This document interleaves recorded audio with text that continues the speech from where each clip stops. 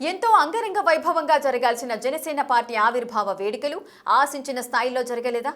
చాలా ప్రాంతాల్లో ఆవిర్భావ వేడుకలకు కార్యకర్తలు, నేతలు ఎందుకు దూరంగా ఉన్నారు? ఆవిర్భావ దినోత్సవ వేడుకల వేదికల మీదే జనసేన నాయకులు బాహాబాహీకి దిగడం దేనికి సంకేతం? గ్రౌండ్ లెవెల్లో జనసేన పార్టీ మీద ఉన్న వ్యతిరేకత ఆవిర్భావ వేడుకల్లో బయటపడిందా? జనసేన పార్టీ ఇలాంటి పరిణామాలు ముందే ఊహించిందా?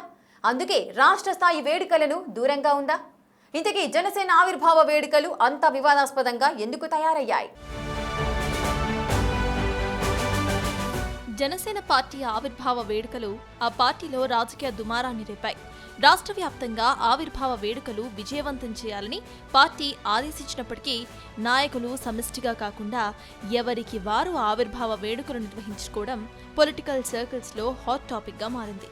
మొదటిసారి పవన్ కళ్యాణ్ మాటను, ఆ పార్టీ ఆదేశాలను ధిక్కరిస్తూ నాయకులు ఎవరికి వారి బల ప్రదర్శన చూపించుకుంటూ జనసేన ఆవిర్భావ వేడుకలు నిర్వహించుకున్నారు. అంతేకాదు, చాలా చోట్ల జనసేన ఆవిర్భావ వేడుకలు ఆశించిన స్థాయిలో జరగలేదన్న చర్చ సైతం జనసేన వర్గాల్లో నడుస్తోంది. దానికి ప్రధాన కారణం 20 నెలలకు పైగా జనసేన పార్టీలో ఉన్న అసంతృప్త సెగలు అనే చర్చ సైతం ఉంది.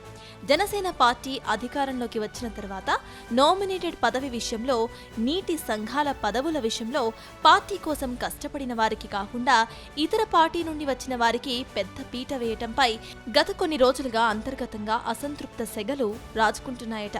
అంతేకాకుండా పార్టీలో పనిచేసిన వారికి ప్రాధాన్యత దక్కలేదంటూ చాలా మంది నేతలు బహిరంగంగానే విమర్శలు ఎక్కుపెడుతున్నారు.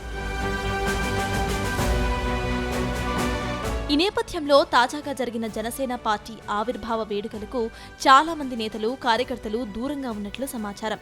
పార్టీని నమ్ముకుని పనిచేసిన వారికి న్యాయం జరగనప్పుడు పార్టీ ఆవిర్భావ వేడుకల్లో అసలు ఎందుకు పాల్గొనాలి అంటూ కొంతమంది బహిరంగంగానే కమెంట్లు చేస్తున్నారు.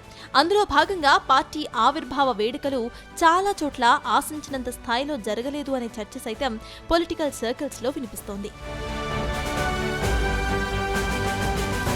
వాస్తవానికి జనసేన పార్టీ ఆవిర్భావ వేడుకల విషయంలో గత వారం నుండి కొంత వివాదం జరుగుతూనే వస్తోంది.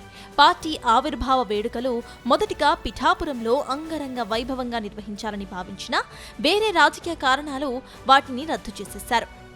ఆ తర్వాత రాష్ట్ర స్థాయి యూత్ మీటింగ్ నిర్వహించాలని భావించినా అది కూడా కార్యరూపం దాల్చలేదు. పార్టీ ఆవిర్భావ వేడుకల విషయంలో జనసేన పార్టీ ఎందుకో సరైన స్పష్టత లేకుండా రకరకాల నిర్ణయాలు తీసుకోవడంపై రాజకీయంగా పెద్ద చర్చే సాగింది. అప్పుడు జనసేన పార్టీలో గ్రౌండ్ లెవెల్లో ఆశించినంత పాజిటివిటీ లేకపోవడం, నేతలు, కార్యకర్తల్లో కొంత అసంతృప్తి వ్యక్తమవుతున్న నేపథ్యంలోనే పార్టీ ఆవిర్భావ వేడుకలు రాష్ట్ర స్థాయిలో నిర్వహించకుండా వెనక్కి తగ్గారని ప్రచారం సాగింది. అయితే జిల్లా స్థాయి, మండల స్థాయి, నియోజకవర్గ స్థాయిలో పార్టీ వేడుకలు నిర్వహించాలని ఆదేశించినప్పటికీ పార్టీ ఆదేశాలను ఎవరూ పెద్దగా పట్టించుకోకపోవడం చర్చనీయాంశంగా మారింది. ఇక పార్టీ రాష్ట్ర స్థాయి ఆవిర్భావ వేడుకలు జరగకపోవడం పక్కన పెట్టేస్తే నాయకుల మధ్య విభేదాలు, కొట్లాటలకు జిల్లా, నియోజకవర్గాల్లో జరిగిన ఆవిర్భావ వేడుకలు వేదికగా మారాయని ఆరోపణలు సైతం వినిపిస్తున్నాయి. ముఖ్యంగా రాజమండ్రిలో అక్కడ స్థానిక జనసేన నేతలు ఎవరికి వారు విడివిడిగా ఆవిర్భావ వేడుకలు జరుపుకోవడం, ఒకరిపై ఒకరు విమర్శలు చేసుకోవడం తీవ్ర చర్చనీయాంశంగా మారింది. స్థానిక నాయకుల విభేదాల దెబ్బకు జిల్లా అధ్యక్షులు, ఇన్ఛార్జీలు ఎక్కడ ఆవిర్భావ వేడుకలలో పాల్గొనాలో తెలియక సైలెంట్ గా ఇంటికే పరిమితమయ్యారన్న టాక్ సైతం వినిపించింది. ఎన్టీఆర్ జిల్లా అధ్యక్షుడు సామినేని ఉదయభాను ఆవిర్భావ దినోత్సవ వేడుకల్లో చేసిన కమెంట్స్ రాజకీయంగా వైరల్ గా మారాయి.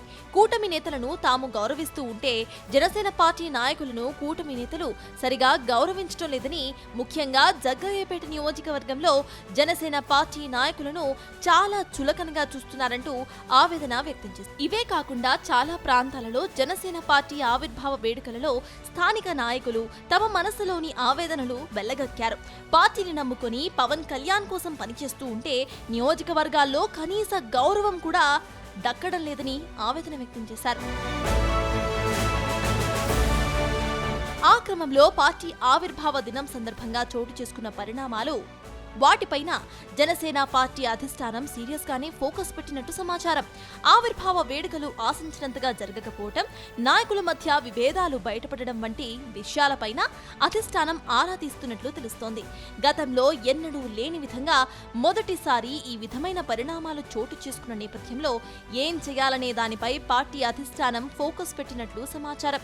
మరి దీనిపైన జనసేన సైన్యమే తమ బలమని నమ్ముతున్న పార్టీ అధ్యక్షుడు పవన్ కళ్యాణ్ అసలు ఎలాంటి వ్యూహాలతో ముందుకు వెళ్తారో, తమ వారందరినీ ఎలా గాడిలో పెడతారో చూడాలి మరి.